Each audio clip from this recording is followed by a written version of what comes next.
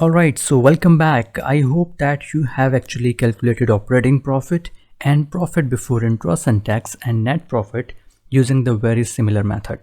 But don't worry, we are going to do that in this lecture. You can simply check your answers, and if your answers are not correct, you can watch this lecture, and if they are correct, you can definitely skip them. So let us begin by copy pasting this pivot table here so that we have a pivot table to work with. So I will copy and paste this value here. And now in this value, the first thing that I'm going to do is to remove this filter, because I don't know how I need to define my filter, right? Or to calculate the new value. And the new value that is going to be, that we are going to work with in this case, is going to be operating profit. And how to find the operating profit? Let me take you to the chart of accounts and let us see there.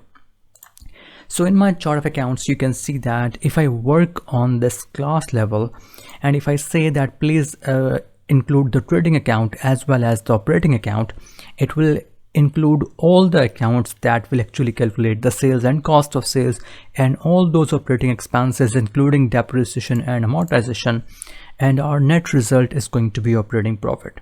So the rule is simple. Let us work on the class level, and let us say trading as well as operating account only include these two values, and it is going to bring our answer. Just a quick note, if you have worked on any other level, for example, if you have worked on subclass level, that is going to be a little more detailed, but at the end the approach will be right and you will find your answer. In that case, you will say please bring in the sales and cost of sales and operating profit and depreciation and amortization. So why choose the 4 values when you can simply work with 2? Anyways, if you have done with this level, that is going to be absolutely all right. And even if you have done at the lowest level, that is going to be sub account. And if you have selected all of them, eventually your answer is going to be right. But for now, I am going to be smart and going to work with the class level only, and that is going to be trading and operating.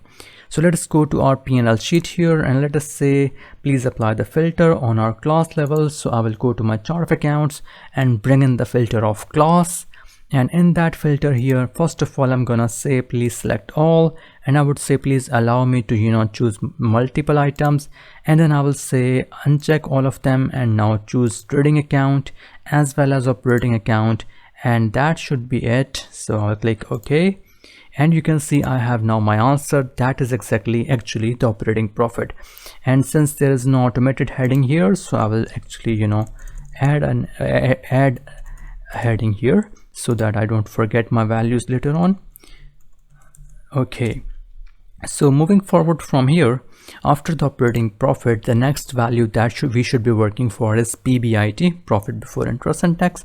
And for that, let me copy and paste this pivot table again, and now let me change this heading. This is not going to be operating profit, this is going to be PBIT.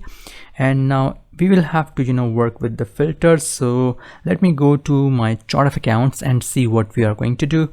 So in the chart of accounts, you can see that if I bring in the trading account and operating and the non-operating as well, that is going to be bring in profit before interest and tax. So I will exclude this interest and tax part. I'm not going to take this one. So I will only include the operating, non-operating and trading account. Let us do that. So I will go to my P&L, and I will say in the class level here in the filter, please go here and now select all of them and not expand all of them. And here let us talk about trading and operating and non-operating, and that is it. We are not going to include any other of here, and I will click OK, and here you have your profit before interest and tax. Finally, let us talk about the net profit as well. So again, I will simply copy and paste this item from here to here, and I will say let us talk about net profit. And in this net profit, let us go to the chart of accounts again and let us see what we are trying to achieve. So in this chart of accounts, you can see that if I simply add in the previous working of PBIT, if I simply add the interest and tax part as well, that is going to include the interest and tax calculation as well. So you can either work on all of these levels, or you can simply say in the report, please choose the profit and loss. And if you choose the profit and loss, eventually you will get the same answer, right? So I will rather prefer to use this one. I will say only bring in the profit and loss, and you will get the same answer.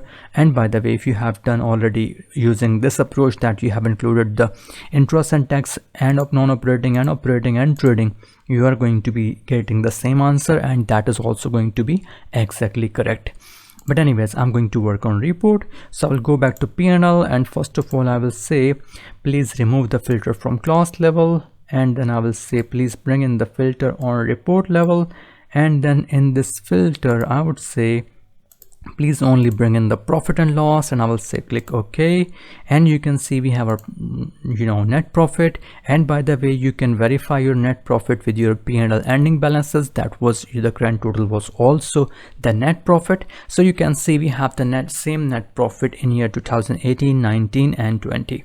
So I hope that you have found this calculation quite easy, but yes, it is not a very smarter way. It is just messing up our dashboard. We have so many pivot tables here, and so we should be able to use a better and smarter approach, and that will be with DAX. And we are going to start that from the next lecture.